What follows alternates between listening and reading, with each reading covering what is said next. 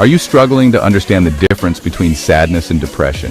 Welcome to Ohms.AfricaTv. Don't forget to like and subscribe for more insightful content. Sadness is a normal human emotion. We all experience it from time to time. It's a natural response to loss, disappointment, or challenging situations. Sadness is usually temporary.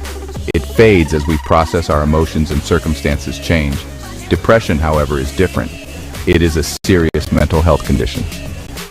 Clinical depression, also known as major depressive disorder, is characterized by persistent and pervasive feelings of sadness, hopelessness, and worthlessness.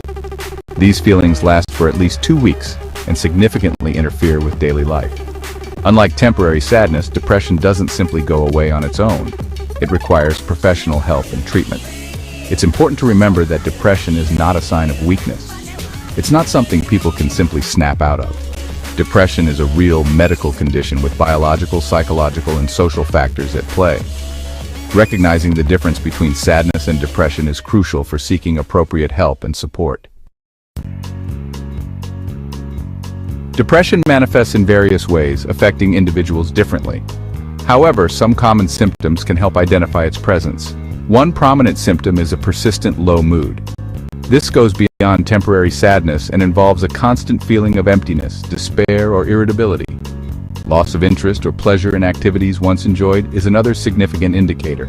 Hobbies, social interactions, and even everyday tasks become unappealing and lose their meaning. Changes in appetite and weight are also common, with some experiencing a decrease while others might find themselves overeating.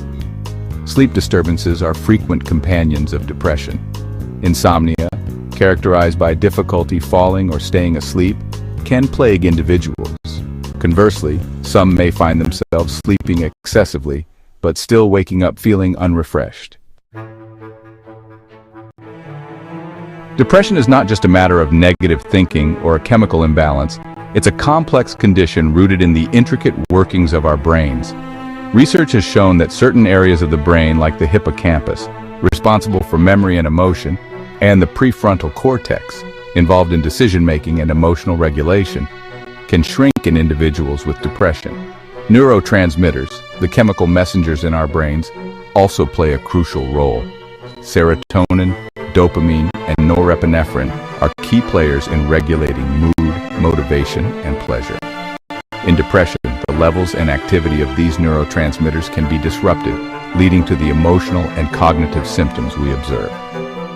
Furthermore, our brain's intricate circuitry, the complex network of neurons and synapses, can be affected. These connections, responsible for transmitting information and shaping our responses, can become less efficient, contributing to the cognitive difficulties, emotional dysregulation, and overall sense of disconnection often experienced in depression. Section 4. Unraveling the causes, genes, environment, and the complex interplay. The causes of depression are multifaceted, involving a complex interplay of genetic predisposition, environmental factors, and life experiences.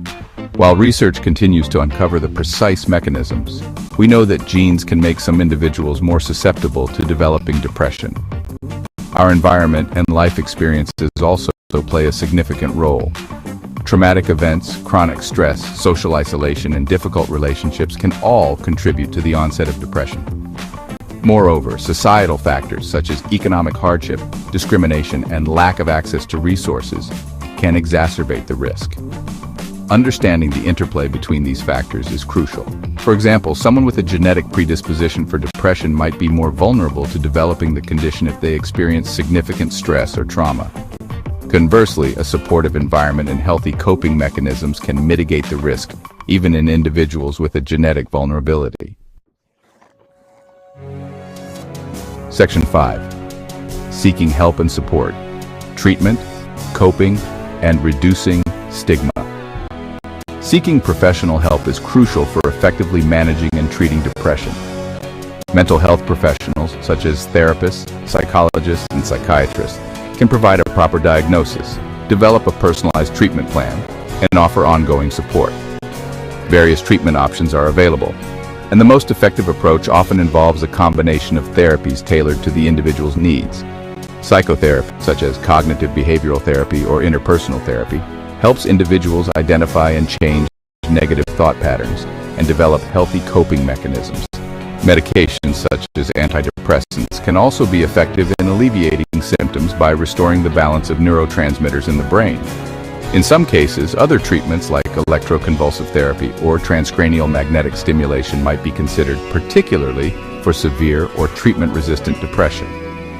If you found this video helpful, please like and subscribe to the Ohms Africa TV channel for more content on mental health and well-being.